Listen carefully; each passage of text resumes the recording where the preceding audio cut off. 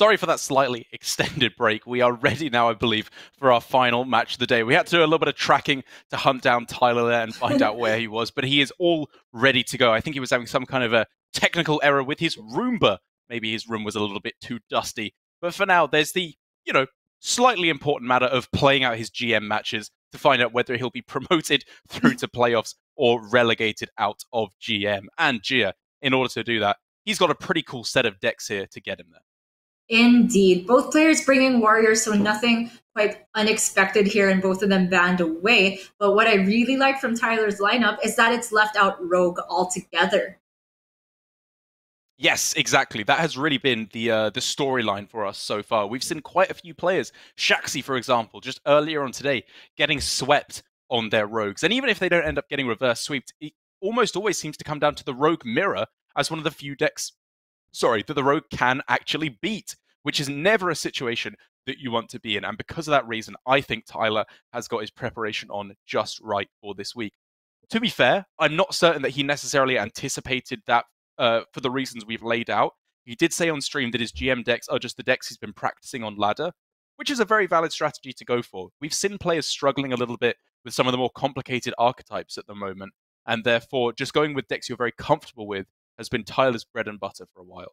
And outside of just comfort picks, I also think that if you're going to be playing rogue on ladder, and ladder is mostly demon hunter and warrior, probably isn't good. And it turns out in GM, when you can bring up to 3 decks and up to 4 decks, and 2 of them are guaranteed nearly to be those decks that line up well against rogue, I'm surprised that we're only seeing it now and that rogue is being left out. But then again, it's been quite a while since we were back to just good old 4-deck conquest.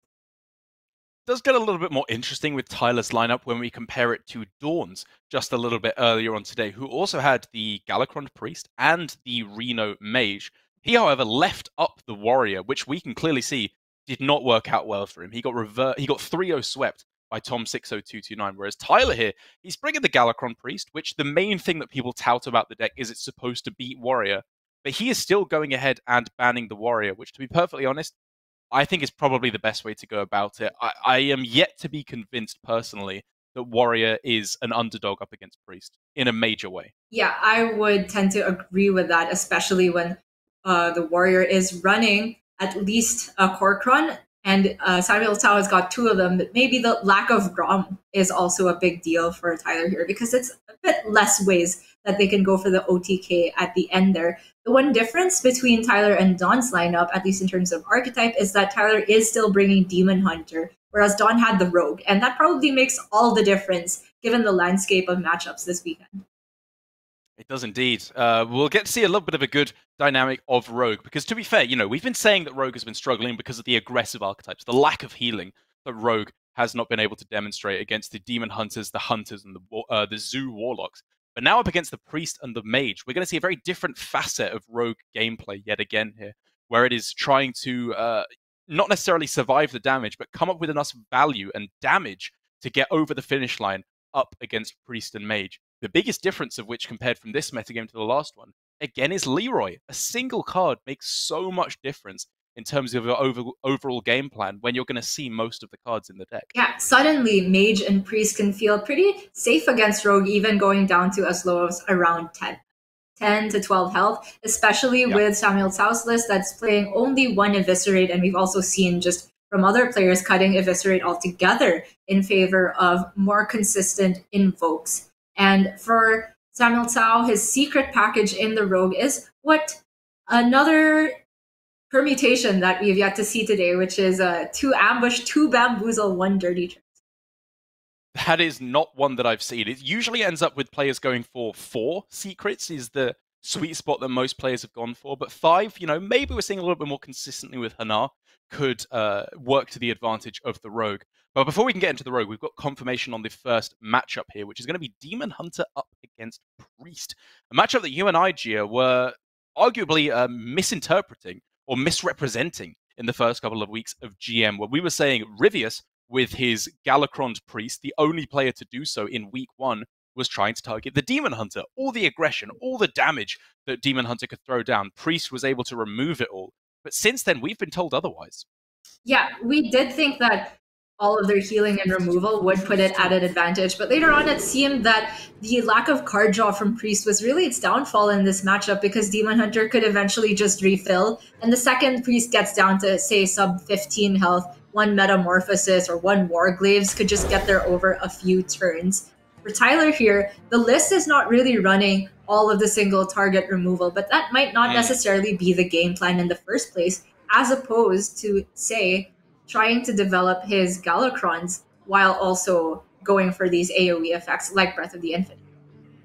Yeah, the Priestess of Fury, I think, definitely will help SamuelTsao overall in the matchup. Which, I mean, hey, what am I talking about? Speaking of SamuelTsao, there he is for the first time this year, in case you're curious as to what all of our GMs look like. That's our boy, SamuelTsao. And believe it or not, he still has the background that we sent them at the start of last year, which was mandatory last year, not this year. And it is still unmoving, 90-degree angle, covering absolutely nothing. Oh, SamuelTsao, you are nothing if not consistent. There he is, and I was about to say there Tyler was, because he just up and left. The Roomba is, I don't know, is it on fire right now that it's so important? Yes. Yeah, exactly. In case you're unaware, I was given the task of finding Tyler, given that we speak sometimes during the break there, and he said he was unable to get his Roomba working, which is why he was late to join us here, because he wanted to flex on people, I guess because he owns a Roomba. It's not an especially big flex, to be perfectly honest, for a GM and fantastic Hearthstone player like Tyler. But, hey, you do you, Tyler. I mean, I would argue that these are a bit of misplaced priorities, but whatever. He's got the turns down. He has penance if he wants it, but probably not too much of a threat just yet on this Blazing Battle Mage. Maybe he wants to save it for something a bit bigger later on. SamuelTsao, notably, is not running any Frozen Shadow Weavers, so the majority of minions will just get swept up by Breath of the Infinite, which is another reason for holding on to penance. I mean, there's so much interesting stuff that's happening already here, as Tyler goes off to do something, not entirely sure what. Gosh! SamuelTsao holding onto the Twin Slice is not something I would really expect in this matchup, given that I think you're looking for much more proactive options, despite the fact that Twin Slice is one of the best Demon Hunter cards in your arsenal. And then on the other side, we of course see Tyler holding back, I think setting up for Breath of the Infinite if, say, an Overseer were to come down. I think I like his slightly slower style of play. I'm sorry, Dark. I'm having a really hard time analyzing this game. I'm far more interested in whether or not Tyler is just going to take 10 seconds too long to come back one of these turns, and he just misses a play, and suddenly he's dead to Priestess of Fury on 5. All I can think is Roomba Gia. He's built it up so much in my mind. I've got to see that Roomba. Okay, interesting draw for SamuelTsao. It was looking like just go for the Fell Screamer, because he can go for Priestess of Fury on curve. Probably still the play. Gia, but you stopped me last time with the Dragon Queen Alexstrasza play. I'm stopping you this time. All right, How fine. dare you suggest he doesn't go for Priestess of Fury? I am personally offended. It's just insane. It's just a suggestion. I just said he had an option, okay, to go for Satyr Overseer, and then I was going to finish that sentence by saying it's probably worse because it walks into AoE, and the Priestess on 5 is absolutely premium against Priest. Yeah, I'm sure you were, Gia. That's what they all say. And then they get hit with the Priestess on 5, and Tyler can just cry himself to sleep. There is a bit of a decision as to how you approach it, because he could go for potentially triple Twin Slice in order, and then not attack with the Fell Screamer in order to try and kill off the Shield of Galacron with just the end of turn effect. He could go double Twin Slice and hope to get a bit luckier. Or he could just trade in. My safe side of me tends to say that you should probably just trade in, because also the point where it feels more likely to clear than not, as you said, expends 3 Twin Slices, which seems a little bit expensive. I think it's going for any midpoint between trade in or just play the 3 Twin Slices and not trade in is not good enough. So I like that SamuelTsao is taking a hardline stance here. He says that most of the time I get to keep both of my minions here. Probably works out very well for him, and it does there. And overall, I actually like the line he's taking here. It's very, very expensive, but it just keeps minions on the board. These are really difficult for Priest to answer effectively in one turn. Mm-hmm. Tyler, with the Shadow Word Death. It's a 2 of in the deck, to be fair. Probably a response to the fact that some Demon Hunters are now curving out a bit higher.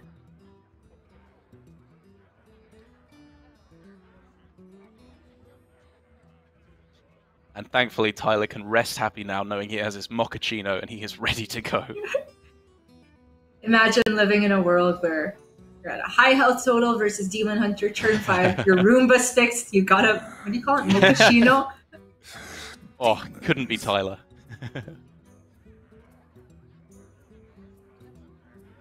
This is just Tyler's world. We're living in it. Alright, so the Satyr Overseer, a little bit off curve, even using the Blazing Battle Mage, but it does just put the most pressure on board, so that's what I'm looking at. Yeah, it is also far and away, however, the weakest to the forms of AoE that Tyler can throw down, which is obviously primarily 2 damage. Breath of the Infinite holding over the 2 big boys that can be thrown down to sweep off this board, against which Kane's Sun Fury is significantly more resilient. Mm-hmm. It's fair, but maybe something like that is a little bit weaker to something like, say, Time Rip. In both situations, if you consider they have the 3 damage AoE versus they have the 1 minion removal, you are leaving 4 damage on the opposite side. But the upside for Tyler here is that he not only has Holy Nova, but the penance to pair with it. It is the absolute dream here for Tyler, and SamuelTsao has had a very, very strong curve in terms of the threats he can throw down 2 Priestess of Furies. He's floated not that much mana along the way, at least in the mid-game turns, but now it is the point where he needs to hit the card draw, not the threats, because they alone are not going to be winning him the game. Time Rip here, or just Galakrond, whatever you want. Oh it's insane. That has to be insane here. Tyler, I think, is prioritizing keeping the healing or just playing the perfect minion generated. It's worth noting, though, that SamuelTsao is actually cutting a Skull of Gul'dan, only running 1 in the list, and only 1 Spectral Sight to make room for all of this high-end curve while still maintaining as many 1-drops as possible. There's a little bit of card draw. Will it be enough? That's the 1 of Skull. Oi, oi, oi. There we go. Battle Fiend Kane's Sun Fury allows him to set up the Skull Outcast on the left next turn. I am loving everything I'm seeing here. And what was looking like a dead turn, all of a sudden, turns around in the blink of an eye. Why do I ever doubt you? Why indeed? But Tyler's got a great response here. You could just go for the Breath of the Infinite. Sorry, I thought that was a second Time Rip, but it is a Psyche Split. Ah, yes. Still decent, though, to start off with Fate Weaver, cheapen everything in the hand, maybe go for a free renew. What is a loon's Well, you could go Psych Split on the Kane. Obviously, that buffs the Kane itself, so yeah, maybe that doesn't work. Because I was thinking he could then charge it in and use the Breath of the Infinite to clear things up. Well, it would just clear each other. That was a clear, I think, what you were suggesting. He can probably get a slightly more powerful Psych Split on a following turn, so I don't hate it. Yeah, I think overall, though, this is a better use of resources. Wouldn't even mind just playing down an Embalming just for the most board presence right now. Yeah, given that he's seen both Priestess of Furies, Shadow of Death decreases in value significantly at this point, with the only real good options left being the Glavebound Adepts, really. He's just gonna take the card draw, though. They will never catch me. And Illidan scoffs at Tyrande playing these cards without their outcast effect, but here you go. Skull at maximum power if he wants it. Definitely think it's looking better than Metamorphosis here. Yeah, me too. Alas, poor warlock. There it is, the Adept we were talking about, and Altruis as well. Interesting. I mean, in most cases, I feel like Altruis can be building up to an insane turn. Yeah. The way that SamuelTsau's list is built, that's the only skull he has. Very limited ways of really building up a hand for the Altruist to pay off of. He's also cutting one Spectral Sight as well. They're very light on the card draw overall.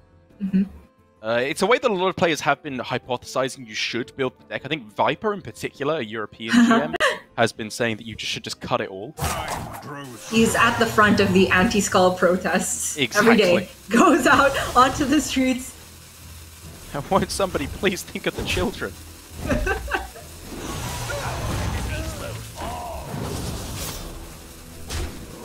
Given that, you know, the two real options there were hold your cards back for Altruist or play them and start going aggressive. And overall, with a Metamorphosis in hand, the limited card draw, as you suggested, this just feels like overall it is much more likely to end up in a lethal over the next couple of turns. This turn for Tyler's looking a little bit tricky now, though. No way to guarantee... Sorry, the Galakrond can deal with 2 minions. My mistake. Already invoked a bunch of times. Oh yes, loving the look of this for Tyler. He gets miles ahead on board. The only downside, of course, is now that he has lost the Priest hero power. Generally, you know, when you play Galakrond, it's moving up in terms of power, whereas here, kind of a side grade, unless he's hitting cards like the Sandtooth Waterbearer in order to heal up a bit.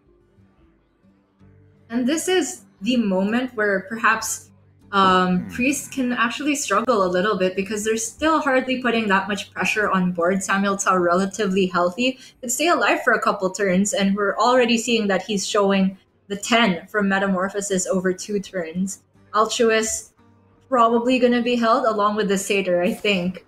Because I don't think SamuelTsao's getting bored from here. I think he just wants every other card than Metamorphosis to deal damage with Altruist. I think you're absolutely right, Gia. Now I am complete.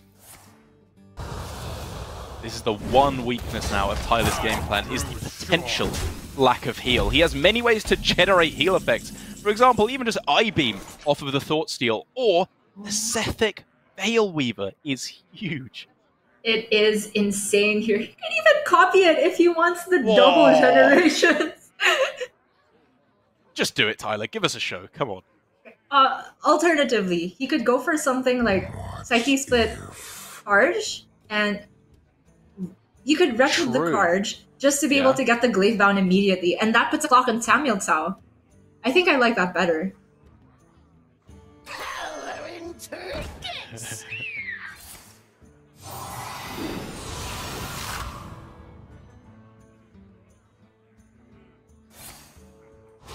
Well, I guess this kind of does the best of both worlds. He's getting a lot of pressure and generating the spells at the same time. And he can still Wretched the other one. Oh, yes. Or just this one after it attacks. Yeah, this is really good. He gets the generation and the board development. My gosh. This is going to have to be one hell of an Altruist, and Spectral Sight is one of the few cards that may have been able to deliver. SamuelTsao's maybe about to pop off. I see. But that interaction just reminded me so much of Q Block. I-Beam? Yes. Agreed. Is this actually a clear? If he goes I-Beam on the Reborn, and then Satyr Overseer, and then second I-Beam, I think he might be able to get the clear. So the second I-Beam goes onto the Glaive Bound that pops out of this? Or... Right.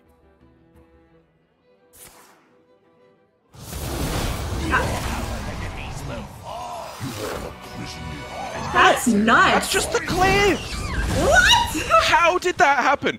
Demon Hunter is ridiculous, Jim. I can never quite get over it. And he's got enough mana to go for his hero power for the attack as well. What?! He's just winning! He's just straight up winning! We're with you. Oh my god! I-Beam! Pew, pew, pew! He'll even get Altruist for the Holy Ripple! Yes, he will! He will! Oh my gosh! Holy Ripple with Outcast? Oh no, wait, it draws first. It doesn't have Outcast. It draws first and it killed off his Altruist. Oh my god! gosh, he has to do that just to get the one heal, but SamuelTsao got a bunch of burst outs. Oh my god, he could just win on this turn. Lethal. Yeah, it's gotta be, right? Almost any card. Whoa! Oh, what was this game, Derek? How did that happen?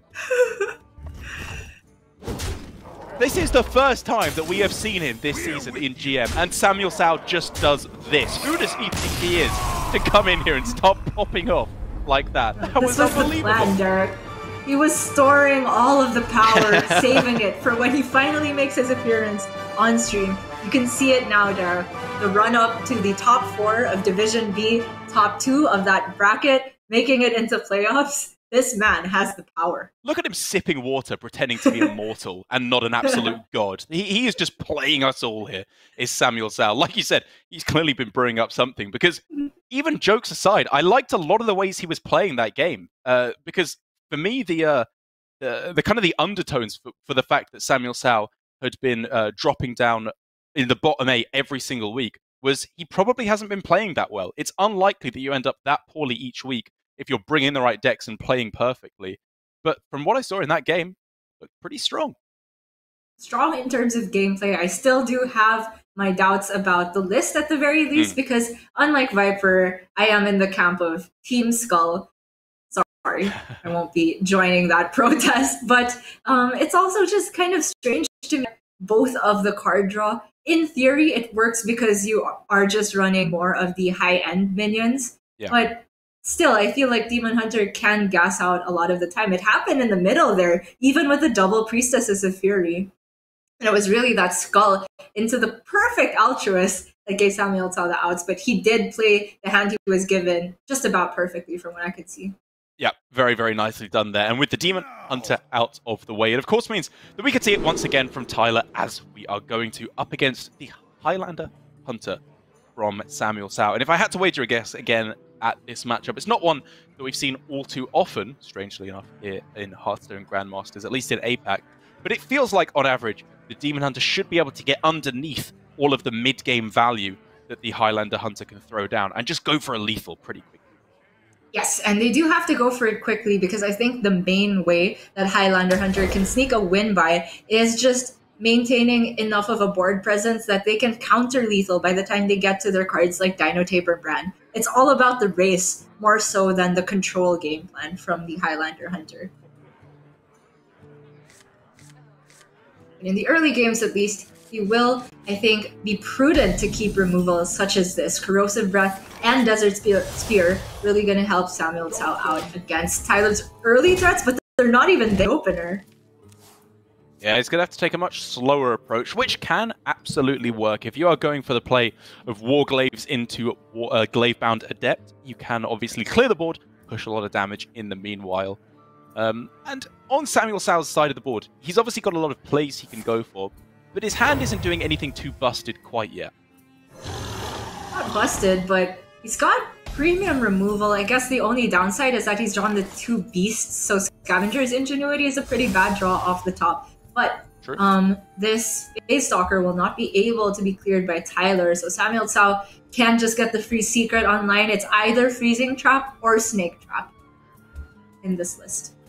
And you say that Scavenger's Ingenuity will be a dead draw. As soon as Zixor dies, Scavenger's Ingenuity becomes the best draw in the deck in order to get Zixor Prime as 7/7s instead of the 4/4s, which would just lock out any chance of board. And it's kind of cool that the Prime interaction works that way, because we've seen cards like that from just many decks before. Let's say Crystology from Paladin. If you draw all of your 1 attack minions before the Crystology, suddenly it seems really bad. But the way that Zixor, after it's drawn, can shuffle another thing back, it really helps the Scavenger's Ingenuity. So this will activate Snake Trap. Scary indeed for Tyler. He is going to be taking a lot of damage in the mid-game, and no I-Beam Insight, Corrosive Breath already just waiting for a dragon now. There it is for SamuelTsao.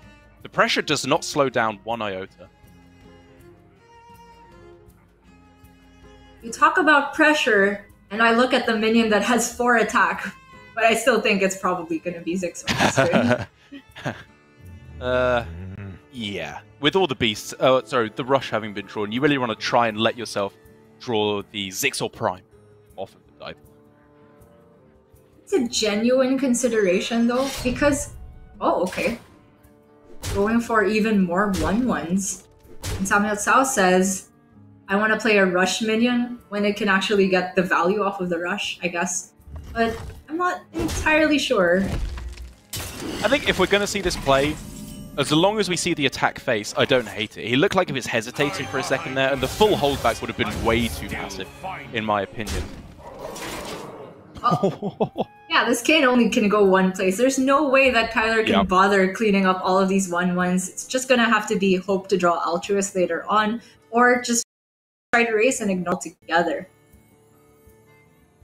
Now for SamuelTsao, I'd be looking pretty heavily at Freezing Trap here, to be honest. I think that just isolates so well the Kayn here. And then you can get down the Frenzied Fellwing as well.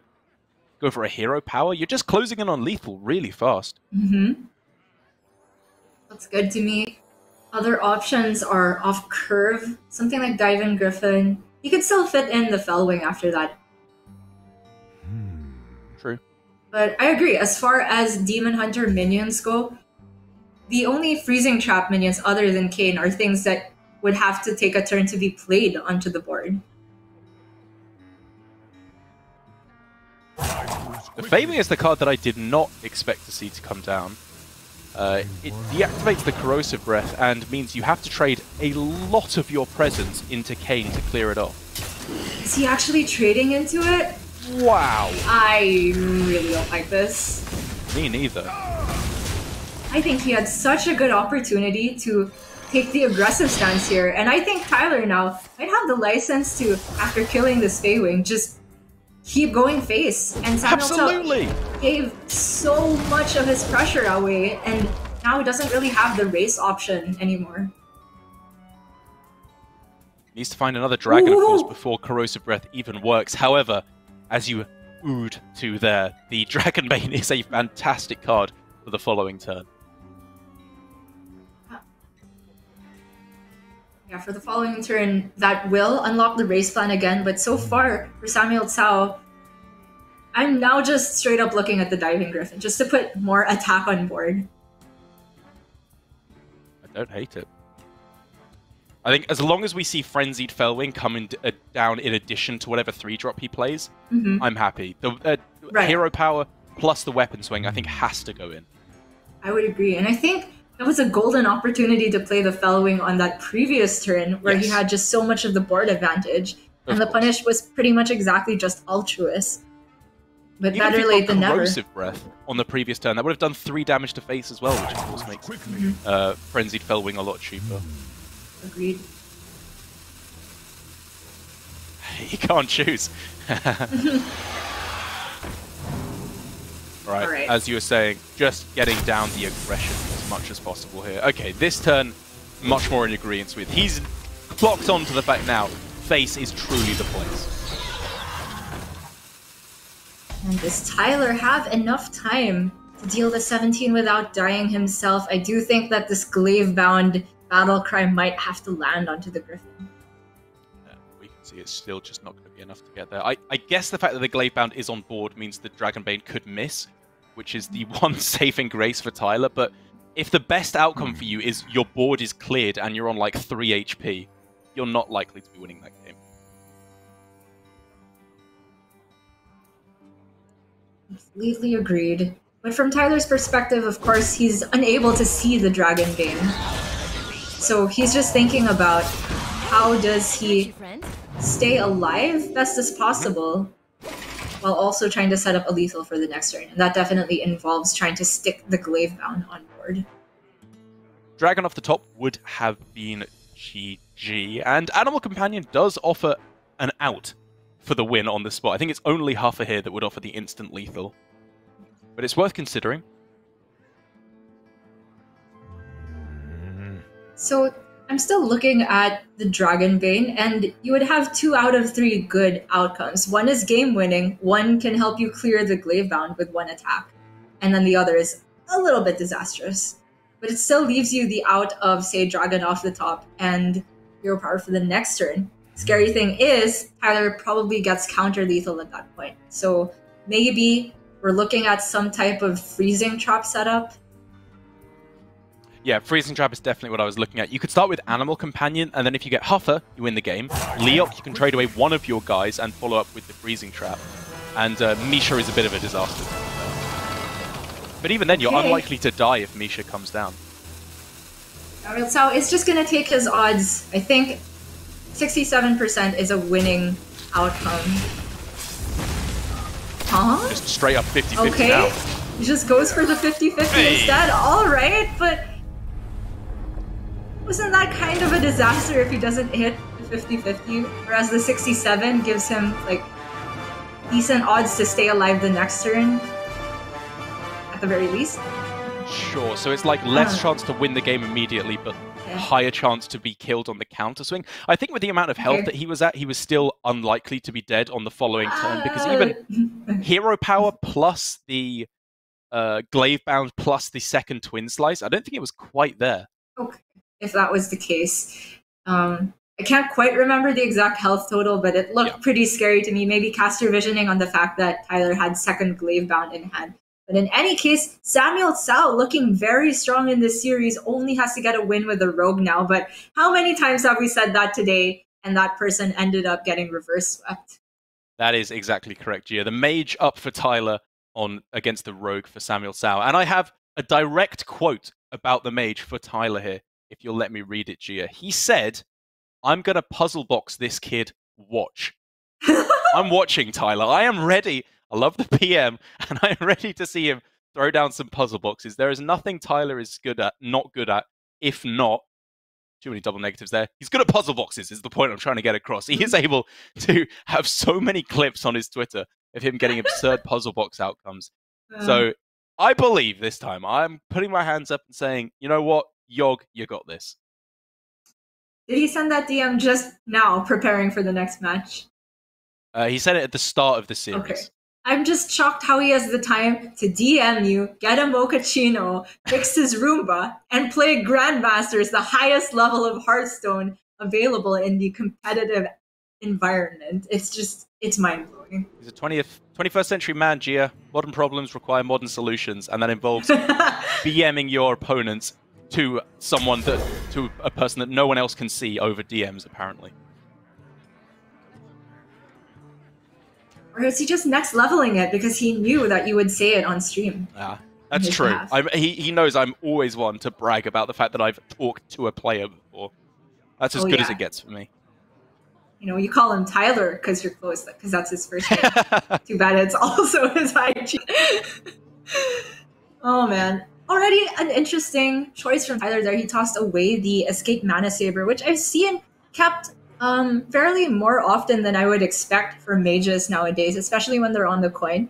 But maybe up against Rogue, Tyler is hoping for a bit more pressure. Really interesting mulligan on the other side, actually, there for SamuelTsao, where in the end, I think he's actually correct in his decision there to throw away the Bamboozle, but you've always got to consider Pharaoh Cat into Bamboozle is a deceptively powerful curve.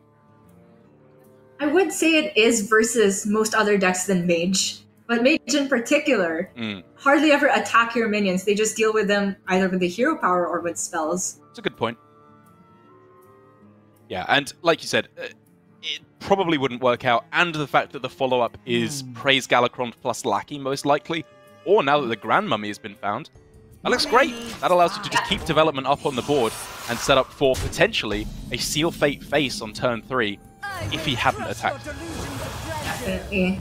Tyler has had his mom make an appearance on stream before, but SamuelTsao has his grandma who wins. Tell me, Dar. Very nice. Very, very well done. So the Praise Galakron here, a lot of benefit because he can then trade in the Grand Mummy, immediately get the +1/+1 on the Pharaoh Cat. I guess the slight downside is that the rest of the turn is dagger up. Not stellar, but not bad in my opinion. Are we really considering not playing Seal Fate here? Like, it just feels so much better, right? You want to leave the Grand Mummy nice and intact. Like, getting the immediate buff I don't think matters. I would much rather see Seal Fate. Alright. Yeah, looking at how the curve is just 4 invoke cards. I think it incentivizes SamuelTsao to spend his mana as efficiently as possible for sure. Solarian Prime is shuffled in and Tyler just nods. Good, good. We are moving closer to the 5 puzzle box Solarian Prime.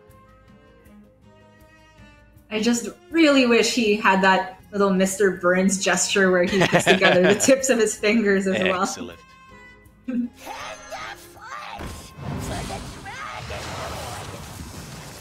Another excellent thing is the Twilight Drake into Coin Reno curve. Pretty premium. Yeah, that's fantastic against Rogue. Ooh, even more interesting now.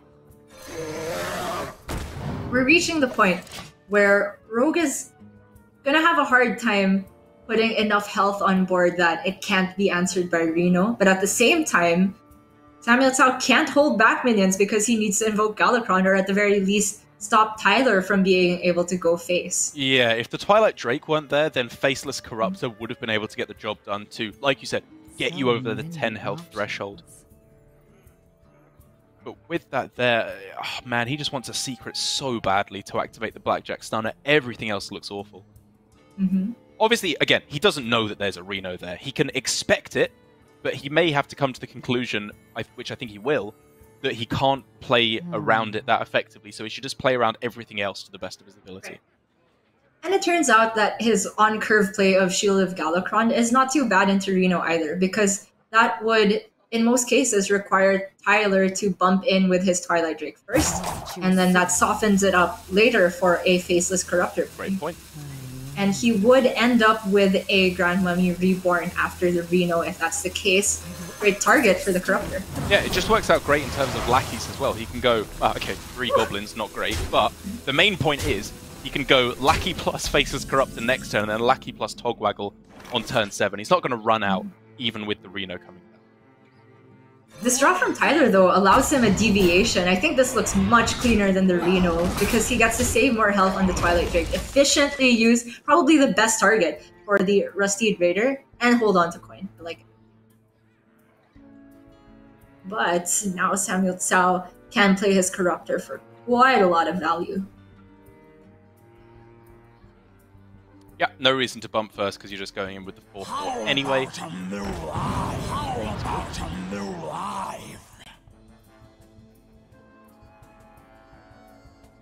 So if the Grand Mummy Death Rattle, if it trades into the Twilight Drake, lands on the Corruptor that hasn't attacked yet, then SamuelTsao can buff that Corruptor to kill the Twilight Drake as well. Is there some cute play he can do with rushing the Reborn instead? I don't think it works out all that cleanly. It does though, right? Because then if he misses, he can go right. Goblin Lackey to rush it, and then even if that one misses again, he's still clearing off the board. So I think you start off by bumping in the Grand Mummy here, right? Yeah, sounds good to me. And I think it is worth clearing up the Twilight Drake here, because the unsaid thing is he could have gone without it. Actually, I think the right order was to go with the Faceless Corruptor first, because it's exactly 7, and you want both buffs to land on the other one. Correct, although this line gives the 50% chance to not have to use the Goblin Lackey at all. Sure, okay. But what I was going to say is that the point of clearing off the Twilight Drake is to play around Conjurer's Calling, and it also played around Reno better, whereas now, Tyler is left with a healthy Twilight Drake, SamuelTsao's board is empty. That was punished by a lot of cards there. It really was. Even if he didn't optimize the trades, or we were arguing about which order was better, we ultimately agreed that Rush Lackey had to be used at that point to clear off the whole board, and he instead went for the Praise Galakrond play. That's all the invokes online, and can play the Tog this turn, but there's going to be a lot of damage coming back the other way. And it's not just that, it's the fact that there's such clean value trades available for Tyler. If it's Siamat on this turn able to take out the Togwaggle, then everything else can just go face. Zephyrus is homing in on lethal deceptively fast. I mean, Tyler's just feeling it. He's vibing to something. I don't even see any earphones on, but yeah, are we looking at a Siamat Divine Shield Wind Fury? Or is it a Divine Shield Rush? That works too. Yeah, I'm sensing Divine Shield Rush. Such a resilient board here. What could possibly be done by SamuelTsao? I mean, we're looking close to the point where it's got to be Galakrond into Kronks off the wand, all for 3 mana total. if this is going to be swung around. If I didn't have 2 rush lackeys, then I might agree with you. But I think a lot of minions with a decent attack total could help here. That's one of... Oh my gosh. Why not have both? This is just absolutely insane. He has to backstab something that and then he eviscerates it, makes some space. Yeah. He's gotta go. Great stuff. Play the Kobold Lackey, whatever, I don't care. He's just got to make room and still have time. Halfway through the turn, he's got to speed up if he wants to get through all these Galakron doctors. Yes, and this is the kind of thing you learn from Rogue. After it happens once that you panic and end up on a rope, you just tend to play your cards. And Tyler, he's been Galakroned into Kronks before. Act as your scale. Oh my god. Double time and there is so much stuff happening. Okay, how big is this, Edwin? I'm guessing 22? I couldn't tell you really, but... Yeah, I'm going 18-18. That sounds about right. Okay. The Brotherhood shelter. Oh yeah! Gia! You're a genius. With 0 counting, obviously. I mean... Anyway. Missed out on +2/+2, but you factored in the SamuelTsao -2/-2. Oh my god, you are straight savage today, Jarek. Well, there's an answer, as far as I'm seeing it. Zephyrus into either Brawl or Shadow Word Ruin clears off the vast majority. Yeah. The fact that he didn't coin means he's going for exactly Ruin. Seems smart, doesn't give SamuelTsao the chance to win the brawl with Edwin.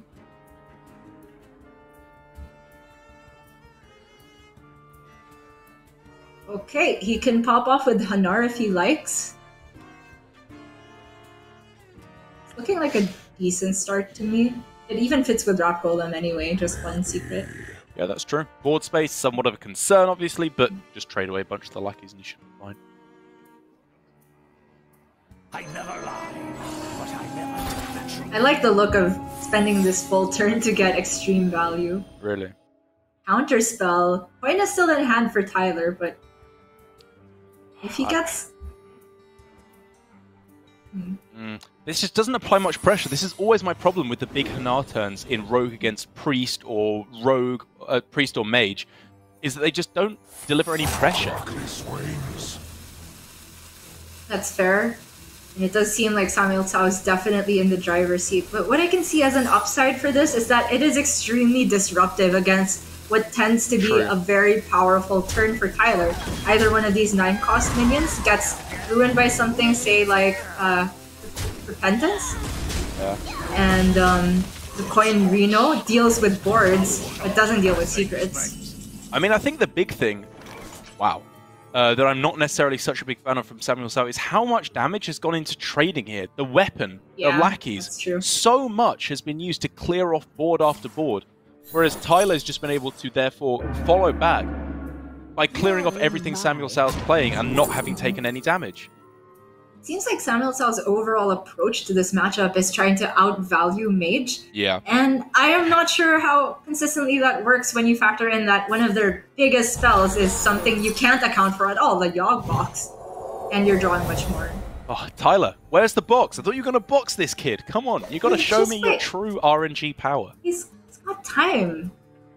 SamuelTsao's board is frozen, and Tyler can play the Reno next turn, essentially reset.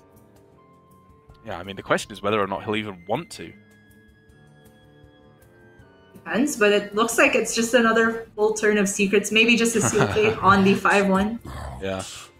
I guess this time you're trying to just go back and forth between Mage secrets as much as possible, because you don't have much room left, with only, 5 secrets being allowed to be played maximum, I think? Sure. But he took a Mage secret, so he can't be discovering another one. Yep. The entity looks pretty good, given that Mage only tends to play big minions at this point of the game. Yeah, as long as he has room on board, that is. I'm looking at... Oh man, he can't equip a weapon anymore! Otherwise, any type of burst would be useful. I'm not sure about card draw, though. Double Mage Secret. This looks good as long as he has time to play it all out. Sure played. Yep. Good against those singular big mage minions. Freezing Trap, same deal. Good against the big mage minions. Repentance, I guess, does a similar deal. I was gonna say, I wasn't sure about taking the card draw because it seems like SamuelTsao is taking a value-based approach to this matchup. But then again, after Reno, his only refill really is the Rap Golem. You can see it. The Mirror Entity looks like it could come in huge for SamuelTsao next turn. Yeah, it could be getting a little bit scary here. Tyler's going to have to tread very carefully here. He obviously knows what all 3 of the rogue secrets are, as there are only 3 of them. So he can start to cross off, you know, the ambush. Needs to be afraid of that. As the main Mage one. Secrets. Yes, He's the Mage not Secrets are a bit harder. Obviously, Mirror Entity would be disastrous here if he wanted to just play Dragon Queen, but maybe he feels so far behind that he's just saying, oh, not an on Reaver. Aeon Reaver. Woof. Did you see last night in Europe, somebody got double Aeon Reavers? I did not, but I bet Tyler wishes he had as well. Then he could have hit the poison minion, which would have killed itself, question mark? Yeah. Or even the Rap Golem. Yeah.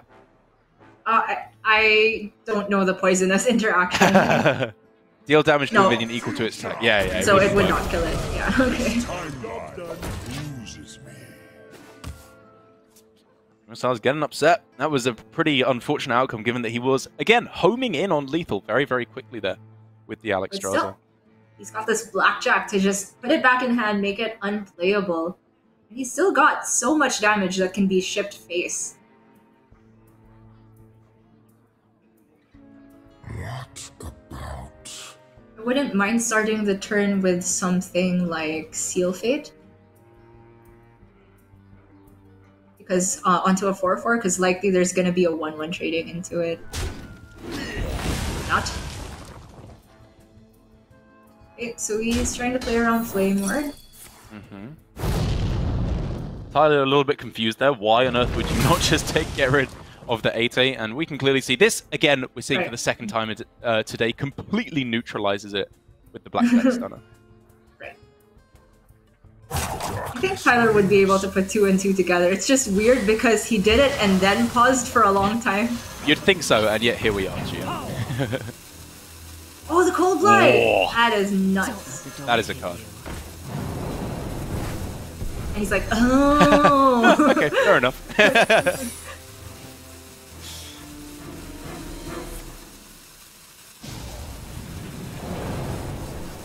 As far as the interaction of Chrono Breaker with Reborn, I do think the Death Rattle goes off before the Reborn of the Rap Golem, so it would leave... Oh my gosh, let's... Oh! Pay attention, class. Wait, there's so much happening there! Okay, So well many that's one way to deal with the bamboozle, I suppose. Yeah. This is the thing I was trying to say. The Death Right. Rattle is still there. The Reborn is still there. Yeah. But so much happened before the turn even started.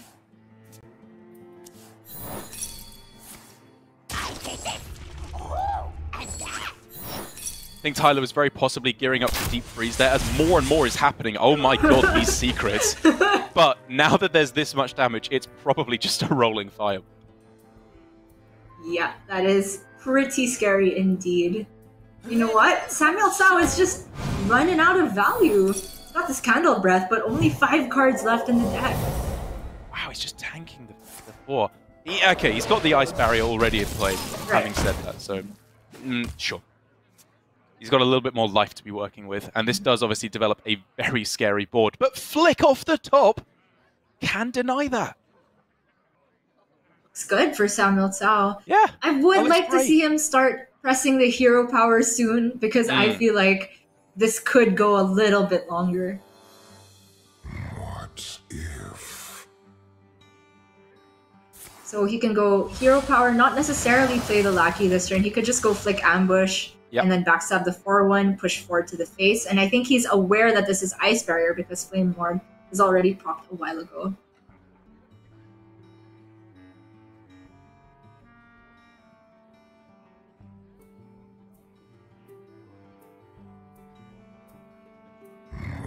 There's also options for Bamboozle over the Ambush because all of his minions are quite low statted as it stands compared to their mana cost. I prefer the ambush on this turn. Your opponent's not going to have anything in play. I just want to try and snipe out an Alexstrasza or something. Sure.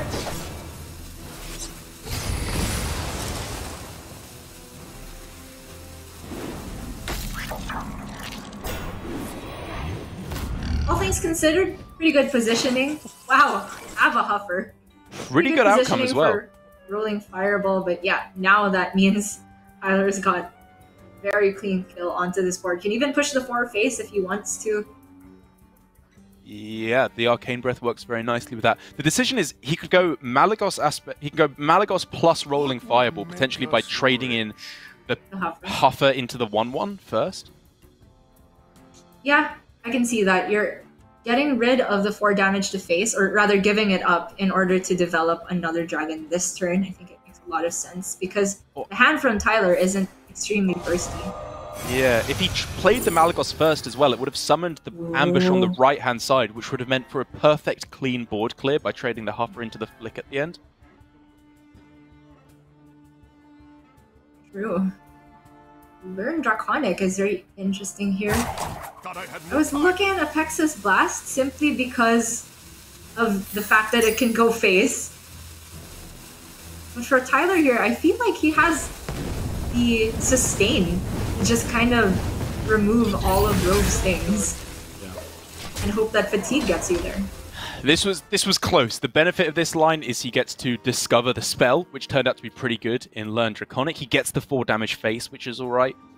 Doesn't have the aspect of magic down, but I guess this is a slightly slower, valuer-heavy line in the line. Oh, now I want the head crack.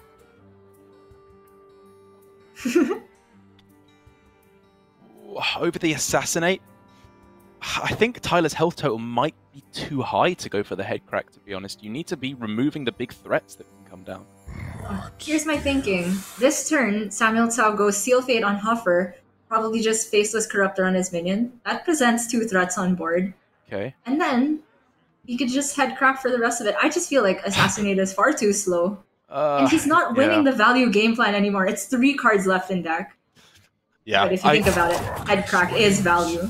I guess you're right.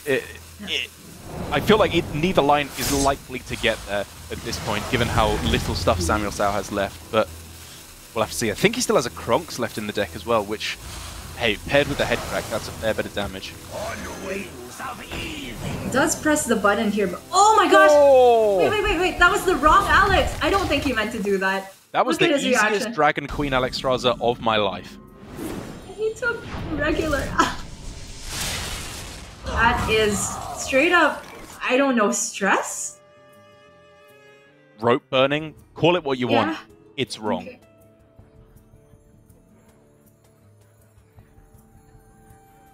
Tough to watch.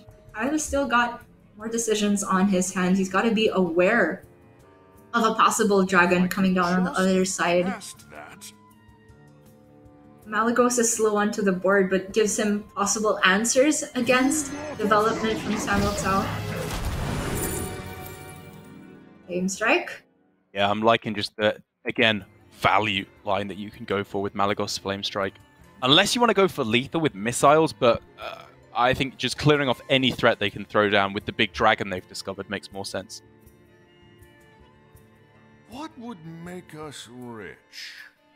I would definitely agree. It also has that upside that if SamuelTsao, say, goes for Kronks into 8/8, so that gets cleaned up. Great point. You fell right into my trap. But in terms of mana expenditure, Arcane Missiles is the only thing that Tyler can play alongside his own Alexstrasza next turn. If he goes for Ray of Frost plus missiles now as well, he likely clears the board and gets the 6/6 dragon. Oh, right. But he missed it! Oh no! Tyler, what is happening this game? Both of them! Guys, you're both being handed the win here. Just pick it up and take it. This is upsetting, but despite making mistakes, it's really a matter of fortitude to just forget that for the duration of the game. Think about what could have been done after and play the best that you can from the current situation. So for SamuelTsao now, I do like the development of the Faceless Corruptors. You can evolve one, get a 6-drop, and play the head crack. Just another DM from Tyler there saying that Asia lag getting to him there, given that he is playing from Europe at the moment, and then a XD, which I think perfectly encapsulates it. I feel like there is some rule against DMing casters during an ongoing stream. I'm not saying anything. I'm not responding. Okay. No, I know you aren't, but it seems weird to me that players can actually do that. Oh, the cartoon. Good. I don't know. Maybe the healing is significant because SamuelTsao's gonna fatigue pretty soon. But maybe I'm getting ahead of myself because fatigue is far off, and Tyler just doesn't have answers cleanly for the current ward. It's got the flame ward, but it'll take, if SamuelTsao orders it correctly, 7 damage. Or this could damage the cartoon. Okay. Yeah, very, very likely to with all the missiles that come down. But it is so much worse than getting the dragon down on the previous turn in terms of just damage that you can represent. Indeed. SamuelTsao right down to his final card now. I guess, sorry, I must have misremembered the Kronk's already been played earlier on today in the game.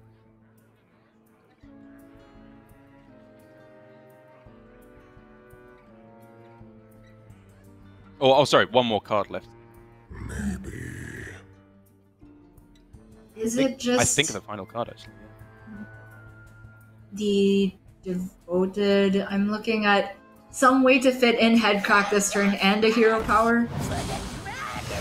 But that leaves him no good way of cleaning up the 6/6, so... Yeah. He can rush in another Lackey to deal with the second half of Kartut, which means his own Kartut can go face. I'm thinking that the Faceless trades over Kartut, but... Oh, yeah, there's also a way to send all of it face. If you play Kobold, rush that. Works out pretty nicely. The 6/6 Dragon is obviously annoying, but there's just not much to do about that. Taunt up one of your small guys. Try it. I think I misspoke about the Flame Ward a while ago. It was generated because Tyler right. still has the natural one. That's not bad. But it's not bad at all, and neither is Kalagos. And it finds Blizzard as an insane outcome there. Game so crazy with the outcomes, the stress on both sides. I know, it's really getting to the players, you can tell. Tyler can't be considering holding it back, right? It's just whether or not you trade first. Yes. And it So the benefit... doesn't matter? Ah, the bamboozle. Sorry. Malagos? Wait a second. Malagos head crack? Malagos head crack! What? That's 7 this turn? Oh, and there was a Kronks, you're right. Wait, that's lethal! That's lethal damage, Gia! That's Wait, game! Is it not? Wait. No, it's 12, right? It's 12. 5 plus 7. Is it 1 off? Oh! Yeah. Okay, it's 1 off. Never mind. It's... What if... And he doesn't have the mana to generate. Oh my god, I'm freaking out almost as much as Tyler here. He can't generate another Lackey. Are there other... No dragons he can discover that get there? Yeah. But maybe he's thinking that he needs to remove the 8/4 on the other side. He doesn't have to play Kronks this turn. No, Headcrack can get there over 2 turns, even if the second one doesn't get spell damage. So he might be looking for a dragon to clear off this 8/4. Yeah. Thinking evasive one. Of course, Tyler has the Alexstrasza in response, crazily enough. But Waxer Dread can keep coming back turn after turn as well. Oh my gosh. That doesn't actually offset fatigue, but of course it's unlimited value. Unlimited value. Oh my gosh.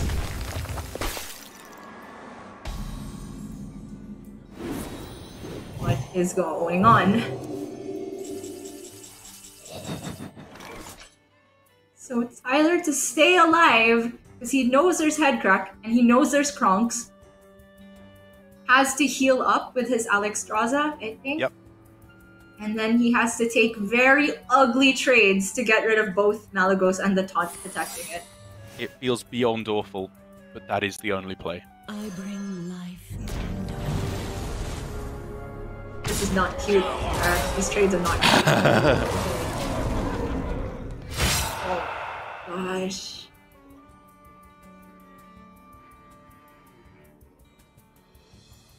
Kronks to buff allows you to bump in the 1/1 into the taunt, and then you can get 9-12 damage to face this turn.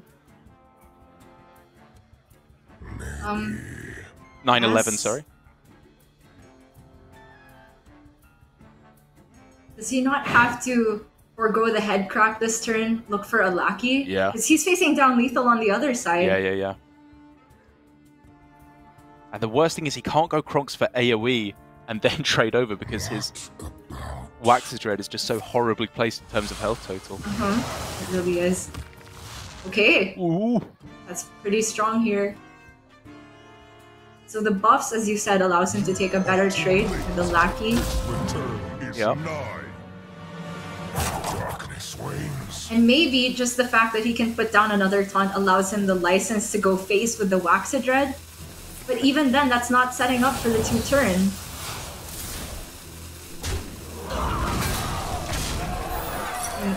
It sets up if he thinks his own board can stick.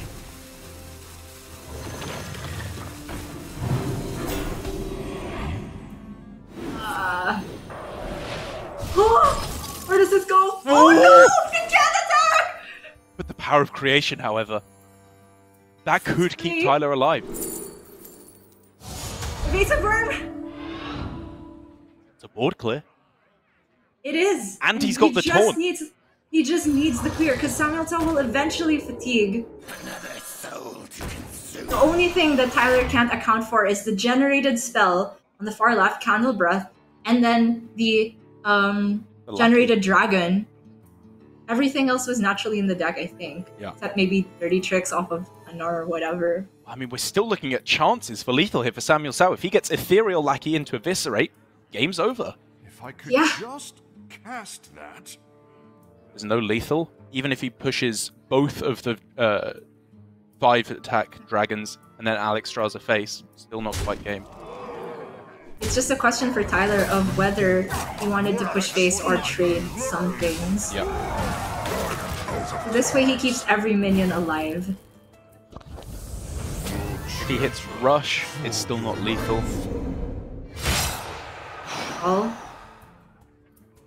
this is it. The Lackey that could end the game. It's very slim odds, 1 in 6 to hit the Ethereal in the first place, and then I don't know what percent to hit Eviscerate. That looks like the only out. That is not it.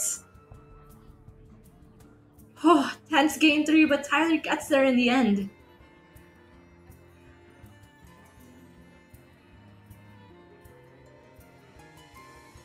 There's nothing left. He's Really got isn't. nothing left.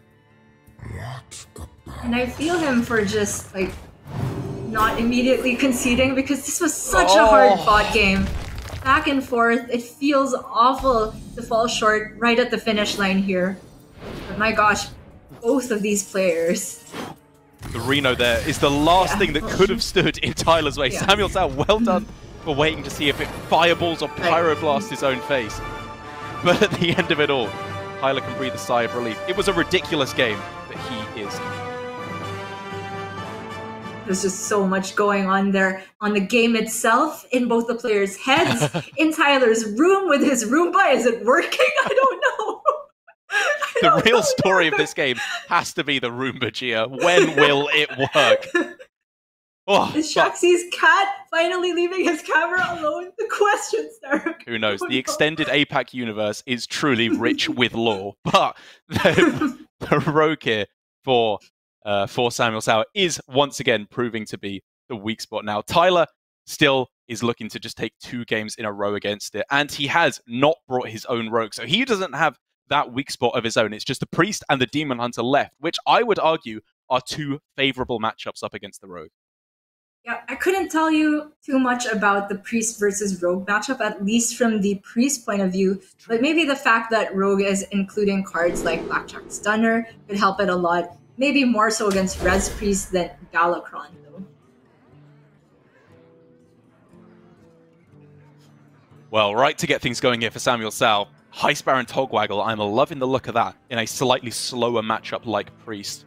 The Pharaoh Cat as well looks great. It's only really the Shield of Galakron that I'm kind of on the fence about. And to be honest, when you've got Heist Baron Togwaggle, I like just looking for the mid-game invoke cards. Yeah, in a slower matchup like this, I definitely can see the game plan. Just tossing the ambush, perhaps, and then looking for something like Miscreant to shore up the mid-game. I like it. I just think you have much more liberty to take it a little bit slower, and as long as you're not running out of cards by missing on Togwaggle and Galakron, you should be in a good spot to start moving towards your mid-game, late-game powerhouse rogue turns.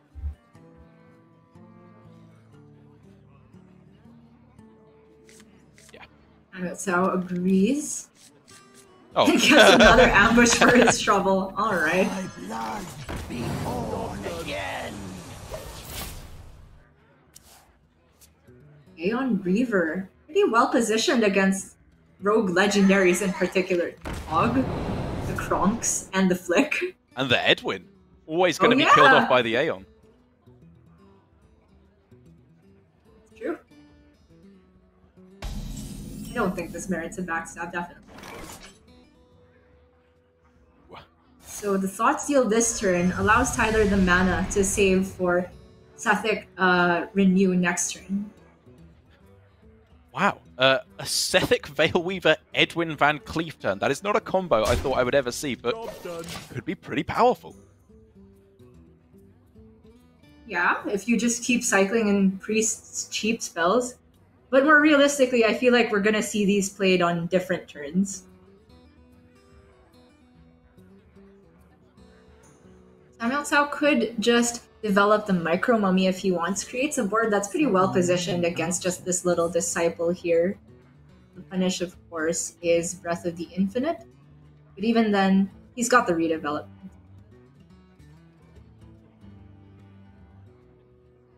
Yeah, you just don't overthink things too much here as SamuelTsao. You keep playing out your cards on curve, and you should end up with a very good spot.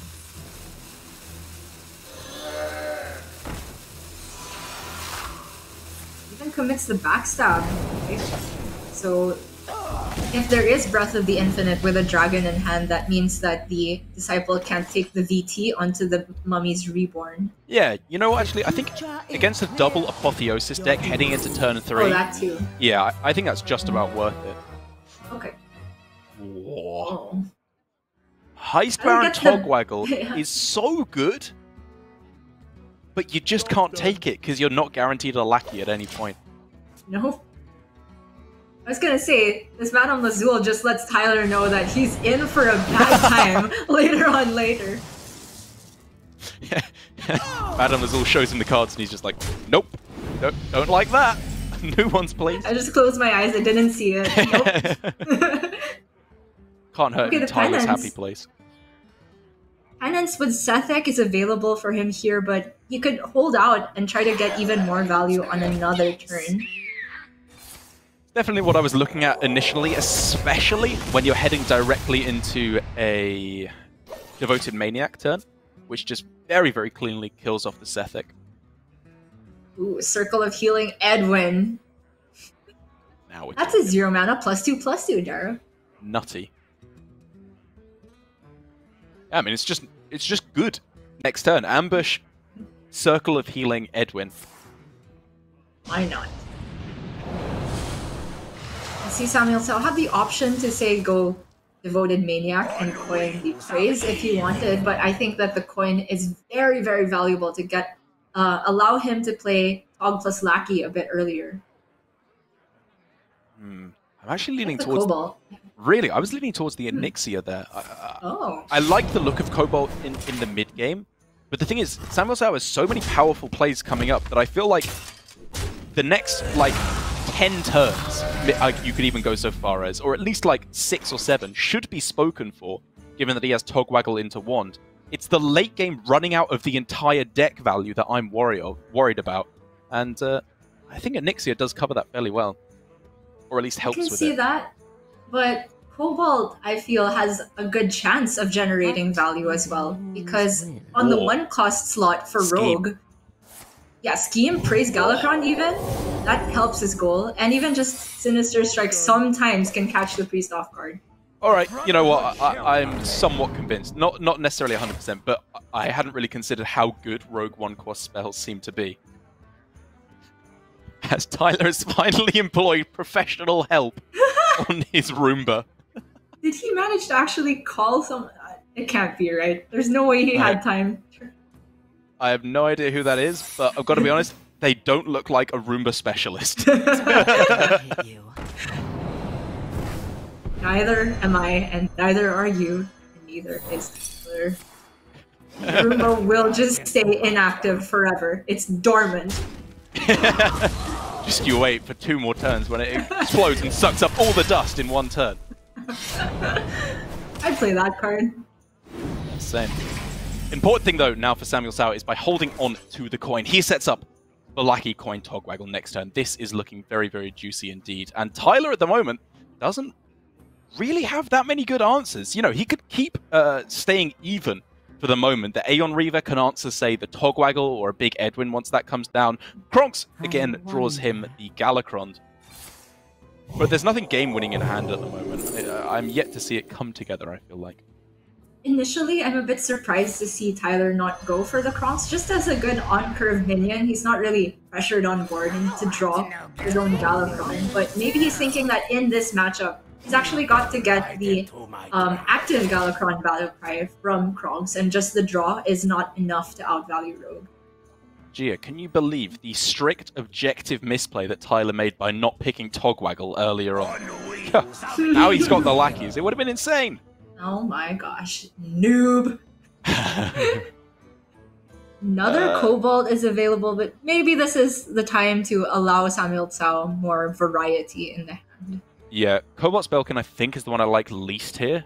I'd actually be tempted by Brightwing, again, because I'm just thinking about overall value that you have in the deck, of which the big old whelp doesn't really add to, whereas the Brightwing there could give you a massively powerful legendary. It could, but there's also a bunch of whiffs, whereas I like the big ol' whelp just for the body and the way that the hand is lining up. By the time SamuelTsao hits turn 10, he could just be playing 2 5 drops. On turn 9, there's 5 and 4. I think that the mana is allowed to do everything at once. Oh my gosh, that Murazon is a bit... I mean, if he had the mana, he could have just gotten... Gia, if SamuelTsao goes Wand next turn, he will hit the Wand of the Murazon. Yeah, I see it. And he's clearing out hand space. I think Tyler is genuinely considering this in this turn. I think it is game plan A, in fact. Yeah. Murazon is there just because it's a good card, but it also has that huge upside against Rogue in particular. It's happening. It is happening, Gia. Oh! Let's go. Let's go. Let's go. Let's go. And while we're talking about how it's good for Tyler, this is already pretty good for SamuelTsao. Not insane, but the Faceless Corruptor lets him clear things up, and just having the ability to go Blackjack Stunner on the following turn is huge in terms of swinging back the tempo. As far as secrets, though, he knows it's not dirty tricks. And it tests for Bamboozle, and using a poison is a great way to do that. Z's Vulture, that's a card I haven't seen in a while. That really did fall off the face of the earth, huh? So we can go face with the Lackey, transform it, and then take some VTs. I guess the going face doesn't matter because he's about to hit a lifesteal anyway.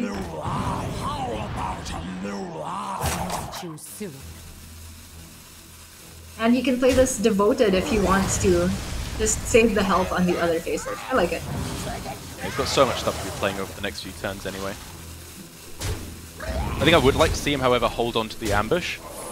Just because you want to make sure that you have a secret active for Blackjack next turn, and they're very likely to play a minion. Oh my gosh, here we go. Since Murzon gonna get transformed into... Wait, no, he doesn't get Battle Phase off of the other. Yeah.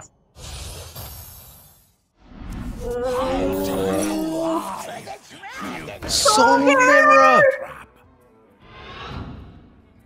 That's a board clear! But he doesn't have enough room on board. No, he can. He can just make, like, one Trade away minion a go 2/2. in. Yep. Yeah.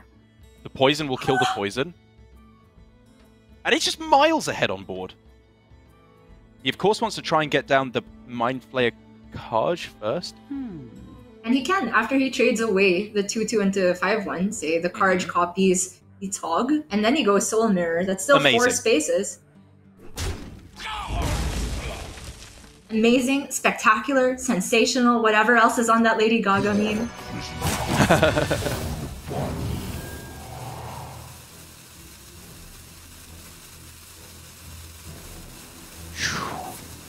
This is just what it's like playing against Priest, man. Like, everything you do, they just do that little bit better.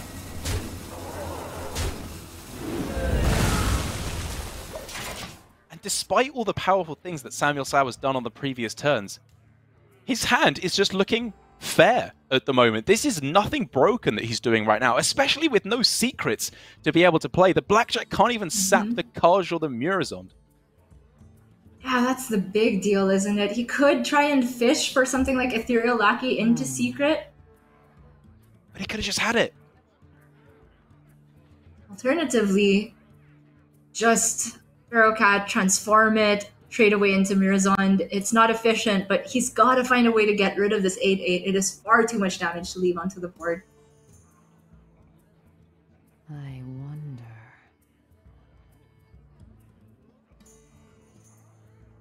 The problem with going Cat into the Faceless means he's loading 2 mana, so you might even just play the Blackjack purely because it's 0 cost.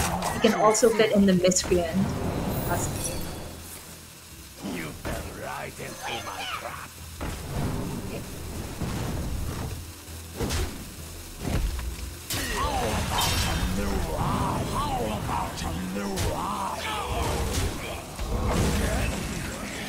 Clears up a good chunk, but man oh man, I was just talking about how Tyler doesn't feel like he has win conditions at the moment. He's too reactive. That has just all flown out the window. As soon as that Murazond hit the board, he was so far in the lead. It wasn't. Tell you what though, this Edwin could be coming down once again. It's getting cheaper and cheaper, Oh my that's God. insane! This is absolutely insane. Madame Lazul even gives him the information as to what minion was cheapened. Yeah. Grave Ruin? He can give the Karj Death Rattle, That sounds great to me. but it's gotta be the Edwin this turn. The Brotherhood shall prevail. Easy peasy lethal represented on the following turn. SamuelTsao needs the answer right now. And Kronks, when he's not in Galakrond form, is not the answer he was looking for.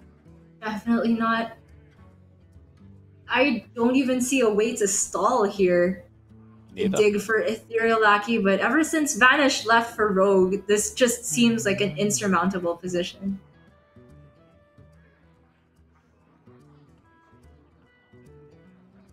Cobalt Instead of- Spellkin into any 1-mana spells that save him. The Plague of Madness doesn't. I don't think there's anything. So many. Miscreant into double Ethereal Lackeys into double Saps is what I'm looking at. I mean, it's an out. You play for it. Yeah. It's not game winning, but it maybe gives him a turn to draw Galakrond into something else. Choose soon. Absolutely. I think that's definitely the best thing that I can see.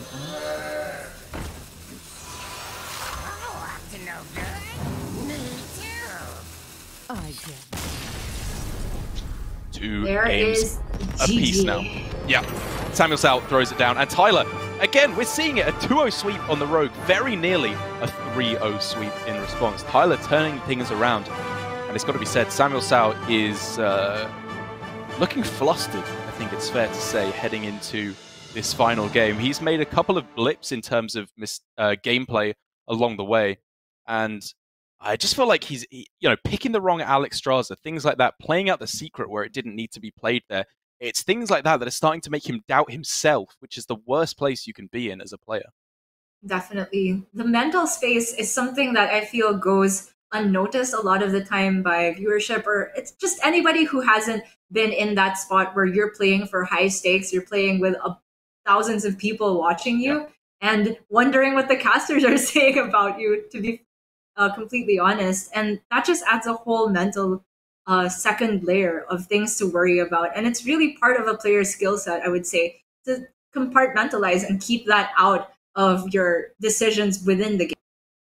To be fair to the players, I think you need to be more worried if the casters agree with your play rather than disagree with your play. So SamuelTsao, I think, should be fine, even in the places that we are disagreeing with him. But that does mean, after all that, jokes aside, we are into the final match of the day here for Asia Pacific, no matter which way it goes. And Tyler, despite having a rough time of it on his Demon Hunter thus far, is lining it up once again and has got himself, I think, in our opinion, at the very least, a decent matchup. Definitely. And he is running the tech that is probably more prominent in the other regions. It's that low-end Demon Hunter, not playing the Priestess of Fury package, but instead including things like Beaming Sidekick, which I think it really shows that Tyler's roots are a European player. He made the move to APAC in recent years, if anybody is new to the Hearthstone competitive scene. Largely still practices with that group of people, and coming up with a different strategy could be the saving grace here. I think it makes a lot of sense. We're seeing a lot of the other APAC GMs grouping together because of language barriers in a big part. We're seeing the Japanese players practice together, the Korean players practice together, and with Tyler being the lone Vietnamese player, obviously there are other players who speak English in the Asia-Pacific region, but like you said, he has for a long time been a part of the European scene. So he's sticking with his guns there, living in Europe again, I believe, as well.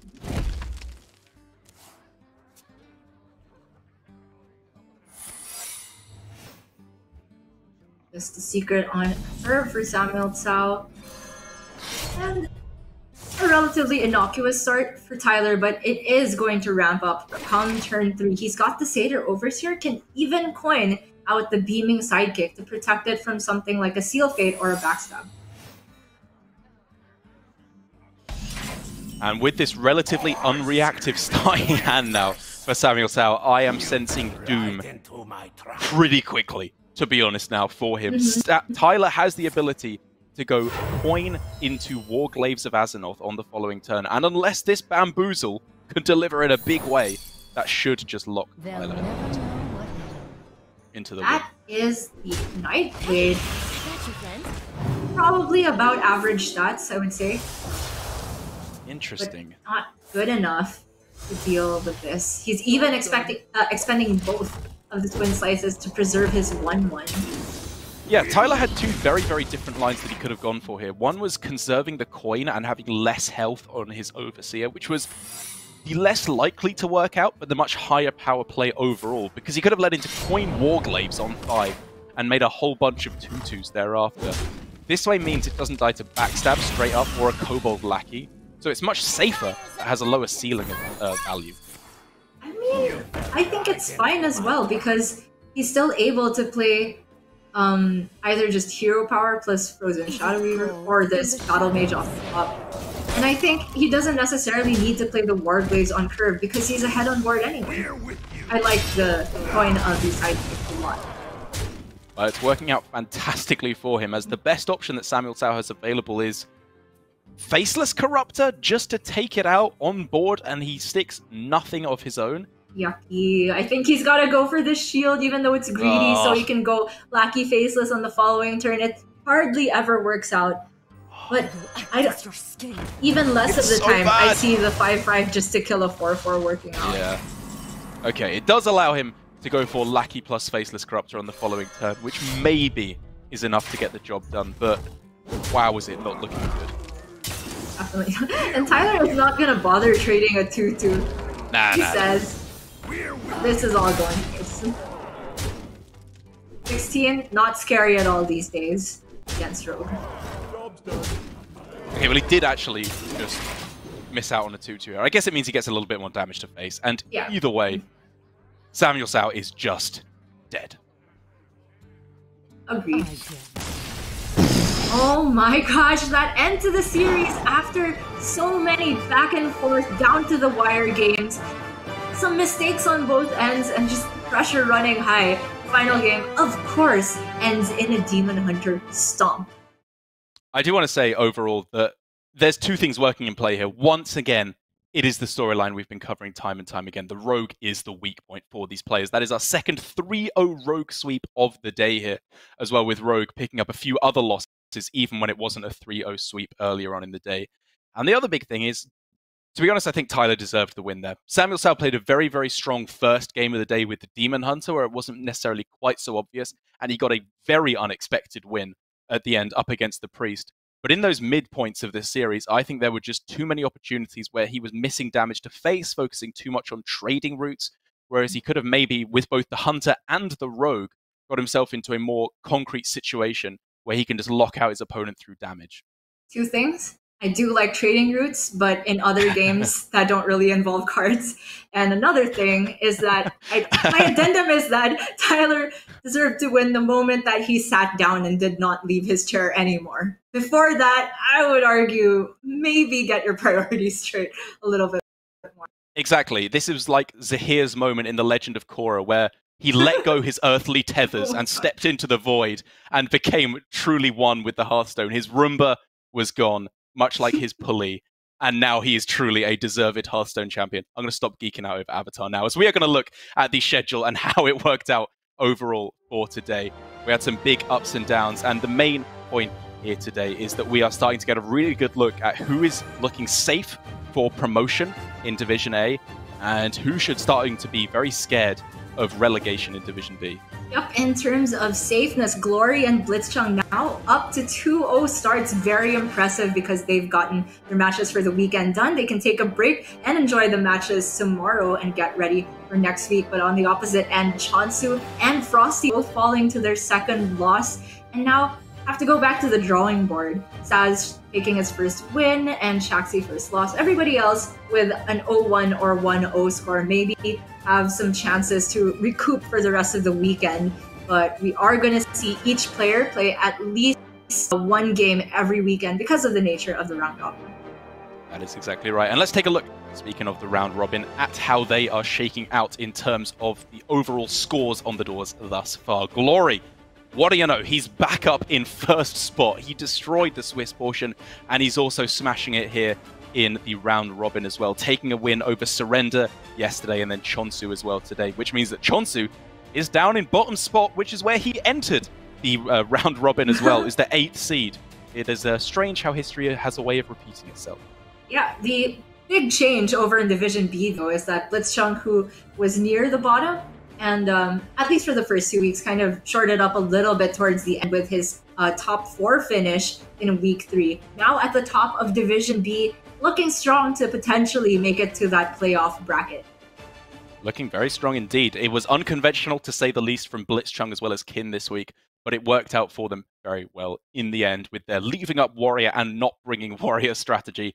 Curious to see how that shakes out for the rest of it. But that does mean we are all done with our matches for Asia Pacific today. We're, of course, going to have 4 matches tomorrow as opposed to the usual 5, but we will be starting at the regular time here for Asia Pacific. So I guess before we send you over to Europe with Raven and Sottle, do you have any parting words for us? Any parting wisdoms, Gia? A lot of the trades made today were not cute, but Shaxi's cat definitely was. Absolutely adorable. That we can both agree on. So we will say to you, thank you so much for joining us here in Asia Pacific. Remember to subscribe. Remember how to talk if your name's Derek Brown. Remember to subscribe here at the heart of Hearthstone Esports here on YouTube Gaming to make sure you always know when we are going live. And thank you so much for joining us. We will see you tomorrow for the continuation of APAC. But for now, enjoy Europe.